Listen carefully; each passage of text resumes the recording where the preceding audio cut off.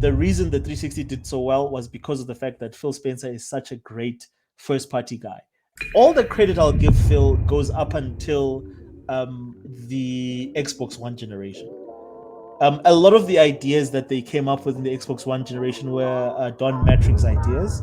All they did is that Don Matrix was very poor at selling those ideas. They just repackaged those ideas, like always on, like digital only libraries and all that stuff that we now see as a reality, and doing away with physical media. Those were all Don Matrix ideas. And Don Matrix, he's a, what do you call it? Like, he's like a Mozart.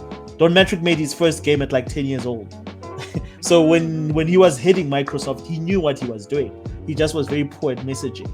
So all Phil did is he repackaged Don Matrix messages. Even Gamepass, to some degree, was Don Matrix's idea. It was not Phil Spencer's idea. Phil Spencer, I always give him credit for this. He was great at understanding Microsoft games and being able to release great first-party games for Xbox. Look at the Xbox One launch lineup, way better than Sony. Sony had no games at launch for the PS4. They had Forza, they had Dead Rising, they had Rise Son of Rome. That's all Phil Spencer. Titanfall, that was all Phil Spencer. Those were all his deals. Go back to the 360. Look at the first party lineup for the 360. That was all Phil Spencer. So to your point about Phil Spencer being the one that went to get, I completely believe you.